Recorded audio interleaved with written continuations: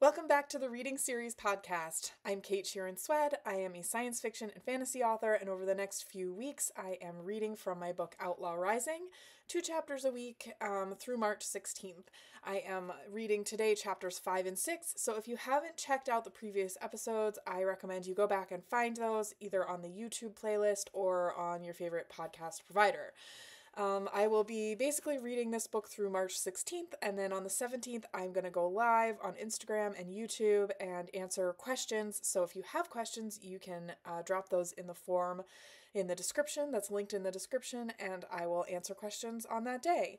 And lastly, this book is free in ebook from all of the retailers. That's Apple, Kobo, Amazon, Google Play, Barnes & Noble, and Scribd, all the places that you read in ebook. And so if you'd like to either read along with me or catch up or get ahead on the story, then you can go and pick that up. I will put the note in the show links, the link in the show notes.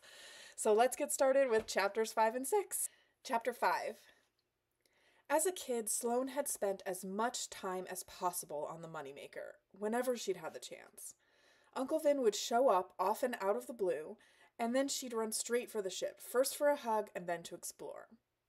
When she resurfaced for meals, the grown-ups would be talking, arguing, and laughing, then arguing some more. She'd shovel food into her mouth and dash back to the ship as fast as she could. For hours she'd play and pretend, crawling into every nook and cranny of the spacious cargo ship. At least the ones she could find. He was a smuggler, after all, and there had to be corners she'd never found. Back then, the ship had seemed like a castle, a shining symbol of freedom and adventure. Now it just looked old, rusty, like it had seen better days about a century ago. And damn, but she hated the name. It reminded her of what everyone said Uncle Vin was, a mercenary and a thief, a bad guy. But Vin needed help, and maybe he was doing his job because it was a major payday, and maybe it was for some employer who wanted him to shine a light on the fleet's underhanded deeds. But his impassioned speech back at the cafe about the freedom of the galaxy, he'd meant it, she could tell. And even though she should be, Sloane wasn't scared. After running from deadly drones for an hour and barely escaping with all her limbs intact, she should be begging her uncle to drop her back off at the academy, or at home even. But instead she felt energized, excited. That was the part that worried her. As she made her way up from the cabin where she would have stashed her things, had she brought anything with her to stash, she couldn't help feeling a spark of pride, tempered with a fair bit of disbelief that her plan of calling the escort drones had actually worked, and that Uncle Vin had trusted her enough to go along with it. Sure, she'd known the escorts were good, but she hadn't even ever had reason to test whether they'd be able to stop the laser fire good. Sloane took the spiral steps 2 at a time to emerge in the ship's kitchen area, which apparently also doubled as a strategic meeting area. So that's actually a theme that continues through the series where the characters will all meet at this little table in the spaceship, and those are some of my favorite scenes to write where they're all strategizing, and this is the first one I ever wrote. It was a long room in the center of the ship with a lineup of counters and freezers on one side and a mishmash of seating on the other. Hilda, the pilot Vin had hired after old Gurney retired, was sitting at the end of a horseshoe-shaped booth. The bench was upholstered in some kind of shiny blue fabric, reminding Sloane of the booths in the greasy diner she and the other interns sometimes visited after a long shift. Across the table from Hilda, a woman with a long curtain of burgundy hair sat staring at her tablet screen. She'd set it on the table and was bending so close that her nose was a hair from touching it. Vin usually had a few people on his crew, some of them with murky titles that got hand-waved away, but Sloane had never seen this woman before. I found another typo. Vin wasn't there to make introductions, so Sloane approached the new girl. "Hey," she said, "I'm Sloane, Vin's niece." "I know." The woman didn't look up from her screen. She seemed about a second from using her nose to flip the page in whatever she was reading. "You'll have to excuse Alex," Hilda said. The pilot was leaning back in the booth, arms extended to either side, her long gray braid flipped forward over her shoulder. "She's a scientist. She gets really involved in her work." Apparently. By the way, growing out my hair, and I wear it in a braid most of the days, and I keep on thinking about when I'll be like Hilda. It'll be long enough for me to drape it over the front of my chest. I just showed this for those who are listening in the podcast. My hair is not long enough to do that, but I look forward to the day that it is. How's med school? Hilda asked, moving over so Sloane could join her in the booth. Sloane had been long past the days of playing on Moneymaker by the time Vin had hired Hilda, so she didn't know the pilot overly well. She knew the woman had a parakeet, though the bird wasn't currently in the room, and that she'd had some kind of adventurous career before signing on with Vin. That was about it. Sloane slid into the seat beside Hilda. It's school. Hilda coughed a laugh. That's pretty much how I felt about it back in the day. What did you study? Hilda gave her shoulder a nudge. I didn't. The truth was, Sloane didn't object to becoming a doctor. It wasn't uninteresting, even if she sometimes pretended it was, and she wasn't bad at it. The problem was, she didn't think she'd ever be particularly good at it either. She could never quite figure out how to articulate that, though. When she tried, her father said things like, "You don't have to like it, you just have to do it." Sloane didn't know Hilda well, but she had a feeling the pilot would be more likely to say, "You don't have to do it if you don't like it." A frightening thought. Uncle Vin appeared from the cabin level of the ship, stepping up from the same staircase Sloane had just taken. "I guess we're on autopilot," she said. Hilda winked. "Currents make it easy." Even though the ride was plenty smooth, much smoother than a boat or even a HUV train, it took a concerted effort for her to keep from gripping the edge of the table at the reminder that they were not just on the move, but in a current. Sloane had spent so much time exploring the grounded ship as a kid that she'd forgotten they were actually flying it somewhere this time. She'd done plenty of space travel, of course, summer vacations, X-Lux factory outlet runs, random weekend trips to see the parades on Tronin. It just wasn't her favorite, and if she'd ever traveled by current, it had been a long time ago. Her father didn't like to leave the center systems. But Sloane didn't want Hilda to think she was nervous, and she definitely didn't want Vin to think he needed to drop her back on Elter, so she folded her hands calmly in her lap and watched as her uncle tossed an open flip tab onto the table in front of her. "Right," he said, swiping his fingers to bring up a full laser model display of a fancy building. Alex squawked in protest as the images obscured her view of her own screen, and Vin gave her a pat on the shoulder. "This'll be quick. Promise." Sloane expected Alex to argue, but she just nodded and slid her tablet off the table. "This job's an easy one," Vin said. "By now, the spy we trailed on Vey—" "The spy we lost on Vey," Hilda interrupted, "will have passed off his data to a middleman in fleet intelligence." Vin didn't acknowledge Hilda's interruption, but he didn't look annoyed either. Sloane had a feeling it was almost expected around here. Professor Camden probably would have called it insubordination. They couldn't mean Vey Station, could they?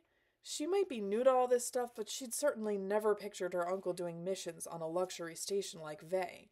That was celeb-worthy stuff. "The data's too sensitive for them to pass over the networks," Vin continued, "so they'll be handing off a hard copy. Sloane frowned. "The networks aren't secure?" "They're secure enough, but all it takes is one double agent to swipe the data and corrupt it or change it so it's missing key intel, or to feed false intel in some cases. The fewer hands it passes through, the better. The only reason they'd use a bureaucratic middleman at all is to hide the identity of their spy." Sloane never would have thought of that, or any of it. "How do you know all of this?" "I've been in the biz for a while, kid." Vin turned his attention back to the model. Commander Fortune originally sent his regrets to this ball on Anro Moon, and yet suddenly it's on his calendar. Anro Moon. It was impossible to know every moon in the galaxy, or even the center systems, but this one rang a bell, which meant it had either been prominent in the news, or merited a lesson in school somewhere, maybe both. But why? Sloane squeezed her eyes shut, trying to recall what she knew about the name. Anro Moon orbited a planet in the Cadence system. That was a middle system. That was the fleet system. "Wait," Sloane said. "Is this a fleet ball?" Vin didn't even have the grace to flinch. "It is." Oh, this was great. Just great. Vin must have hacked the commander's schedule somehow if he knew all of this, and at least some of the communications. Of course he had. She could definitely see why the fleet preferred the physical data handoff. Surely Vin wouldn't send her into a fleet ball without all the information he needed to do it. He'd barely been explaining, and already she felt out of her depth. like she had no idea what she was getting into. She wanted to run away, but more than that, she wanted to lean closer to drink in every drop of information. So, the job's simple, Vin said. Sloane goes into the party and locates the middleman who's about to hand off the data. He approaches Fortune, we cause a distraction, and Sloane snags the data key, copies the data, and transmits it to Moneymaker and gets out. They get their data key back, and they never know it was copied. Hilda untucked a bag of nuts from her pocket and tossed a few into her mouth before dropping the bag on the table. How does she copy the data? Surprisingly, Vin looked at Alex. The scientist sighed, reached down, then set a pair of glittery silver heels onto the table. Of all the things Sloane would have expected Alex to produce, shiny shoes were not among them. The laser model lines bounced off the heels, sending strange sparks through the model and distorting the shape of the building. There's a data port in the heel, Alex said, but don't start thinking I'm an engineer. I'm an astrophysicist. Alex pointed a finger at Sloane as if to emphasize her point. Wouldn't dream of it. Sloane picked up the shoes as much to stop the model from sparking in her eyes as to examine them. Thank you for taking time out of your work to install the ports. Vin gave Alex a slight bow, and the woman settled back in the booth, arms crossed over her chest. She did not look mollified. What was her work, anyway, and what was she doing on Vin's outlaw crew? She didn't look as if she wanted to be here, but maybe she just didn't want to be sitting at this table handing shoes to random nieces. It was hard to tell. The woman's face was implacable, her lips set in a firm line as she stared at the ceiling like she was just waiting for the meeting to end so she could get back to the important work, whatever it was. That's the gist of it, Vin said. Any questions? What's my cover? Sloane asked, still fingering the jewels on the shoes. They were pretty and functional. Always a good combo. You're just a random fleet spouse. We created an ID for you based on fleet specs. Sloane set the shoes back on the table. Okay, where's her spouse then? Are they on a tour? At the ball? Are they an important officer? Vin shook his head like he didn't understand why she was asking. He's a falsified file. Recruitment records are easy to hack. We gave him a name, an employment history. I'll get you the necessary information. But what's beyond the file? Sloane asked. Is he a good officer, a pencil pusher? Do people like him? No one's met him. I'm married to him. I've met him. He's fake. Vin looked to Hilda as if for support, but the pilot just shrugged. He said, Why does any of this matter? Sloane tapped the shoes with her knuckle. I can't play the role if I don't know what the part is. I'll have to talk to people at the party, and they have to pretend they remember me, or at least my husband. That's what people do at fancy parties. You can't just put a name up there with a clean file and expect me to ad-lib that. She might not know anything about spying or heists or outlaw maneuvers, but she knew a lot about phony friendliness, fake laughs, and social climbing shuffle that was the entire purpose for a party like this. No wonder Commander Fortune had originally declined the invitation. He'd probably spend the entire evening fielding conversations from nobodies who wanted to be somebodies and thought he might have the power to make it happen. Yeah, she could infiltrate a ball, no problem, even a fleet ball, but she needed the facts. She's right, Vin, Hilda said. You know she's right. Vin sighed and Sloane stiffened, but then he said, We don't do much direct infiltration. Okay, you set up his backstory, we'll integrate it into the file, but nothing too complicated. Nothing they'll think they should have remembered. The sigh hadn't been directed at her. That was new. Sloane tossed him a salute. No daring heroics. Got it. Can I get back to work now? Alex asked. Yes, Finn said. Meeting dismissed. We'll drop into orbit around Anro Moon tomorrow, so be prepared. Chapter 6. The flight deck didn't need overnight staffing, strictly speaking, especially when they were still relying on the current to guide the ship until they reached the cadence system offshoot. Even then, the ship was programmed to take the exit without any manual piloting. In-current attacks were rare enough to be almost unheard of, but Vin still felt jumpy after the ambush on Elter, and he didn't want to be caught off guard. So while Hilda rested, he stayed on the flight deck, staring off into the blue-green streaks of the current that flowed all around the ship. He wasn't sure he'd be able to sleep in any case. That often happened on the night before a big job, which was unfortunate, but he was used to it by now. When an incoming call flashed across the viewport, his brother's signature obscuring the current blurred stars, Vin couldn't suppress a long sigh. Yeah, he probably should have expected that. He could silence the call, ignore it, but Xander was powerful enough to cause a significant amount of trouble, to get in the way and blow the entire operation. And truthfully, if Vin were in Xander's place, he'd be just as pissed. Xander loved his daughter, and he had to be sick with worry. Vin owed him an explanation, even if it had to be a false one.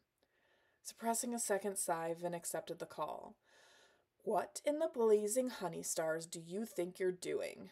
Regular curses weren't good enough for Xander, so he made up his own. Vin had tried to tell him it made him sound more ridiculous than cultured, but to no avail. They usually involved some kind of food, though Vin was never sure why. Where's my daughter? Xander was looking out at him from the viewport screen, his dark eyebrows like a mirror to Vin's own. Xander was infinitely more successful than Vin, and taller to boot, which he'd always felt to be an unfair stacking of the decks. Neither of those characteristics showed on the screen, of course, but Vin felt them just the same, his brother's presence looming over him. She's okay, Vin said. Xander held up his flip tab and stabbed his finger into the photo that the escort drone had taken. It showed Sloane grinning, her hair a bit disheveled, but otherwise none the worse for the adventure. Vin, on the other hand, looked as if he'd just gotten chased by a swarm of drones and barely made it out alive. His cheeks burned red in the photo, his hair leaping out in every direction, and there was a smear of blood across his cheek. See, Vin said. Vin leaned back in the chair, feigning casual calm. She's fine.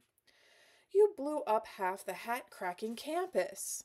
Hat-cracking, that was a good one. He was branching out from food-based curses, apparently. It's a big campus, Vin said. Couldn't have been more than a tenth. Less, I'd wager. Xander leaned forward close enough to the camera to distort his nose. This is not a joke. Vin risked a grin. I know, you never joke. My daughter, Vin. Vin dropped the smile and sat up, sobering. He had taken the call because he owed his brother an explanation. It was just that when Xander's face showed up, it became difficult not to rib him just a little. But he could see the spark of fear in Xander's eyes. Oh, it was hiding behind a mask of anger, bared teeth, strange curses, all of that, but it was there. His daughter had been involved in a major attack, one that had to be the subject of news feeds throughout the center systems. He must be terrified for her. Vin scrubbed a hand through his hair, hoping he looked suitably contrite. Look, I was in the area. I dropped in for a quick visit, and some of my former colleagues dropped by. I had no idea they were after me. I swear, I got her off the planet for her own safety. Then drop her back. He probably should. Yes, Sloane's help would make the job, and not only because she fit some dress, but dragging his niece into this had been a choice, a deliberate one, not an impulse, at least not much of one. And he'd done it for good reason. The free galaxy was worth preserving. Listen, Vin said, it'd be better if we give these guys a couple days to cool down. Better if she takes a transport back. It'll distance her from my antics. He should be used to the lying by now, but in truth the necessity still rankled. He and Xander were very different people, but they were still brothers. Vin couldn't tell if Xander had bought his story. His expression was frozen in that mask of anger, his brow crunched so hard that the wrinkles traveled down his nose. Fine. 2 days. If you're not back on Elter in 2 pepper-clenching days, I'll call the authorities on you. Wouldn't be the first time. Vin made his promises, which he sincerely hoped he could keep, and ended the call. With any luck, 2 days should be more than enough to finish the job, at least Sloane's part of it. And if not, well, Vin had to hope that Xander would be willing to forgive him one more time. So thanks again for listening or watching this week's reading series. I hope you enjoyed the chapters 5 and 6. Next week I'll be reading chapters 7 and 8, so we're starting to get closer to the end. I did want to say a quick word of backstory about Alex, which I think is kind of funny. She always says, I'm not an engineer, I'm an astrophysicist, is kind of a running joke, and I laugh at myself on this one because I had a reader that compared this series, it's in a BookBub review on the second book in the series, Bounty War, I think, and the reader said, if the worlds of Firefly and Star Trek collided, then it would be a lot like this, and I love that. I thought that was amazing, and I thought, well, I've never really watched much Star Trek, but I think I'd really like it, and I'd watched a little bit, like here and there, of course, over the years, but was always kind of more of a Stargate girl, and Sequest and all that stuff, so, when I started watching it, and I realized that Dr. McCoy always says, I'm not an engineer, I'm a doctor. I'm not a psychologist, I'm a doctor. And I'm like, is that so much in the culture? I mean, did that come from somewhere? And like, did I pick it up or did I just write Alex that way? It was not intentional. It wasn't supposed to be a Star Trek reference, but I love to have it as a Star Trek reference just because I'm enjoying Star Trek so much. And if you want to know a little more about where I am in the series and all of that, I am giving quick updates about it in my author's log, which is another playlist on the YouTube channel, so you could come and check that out.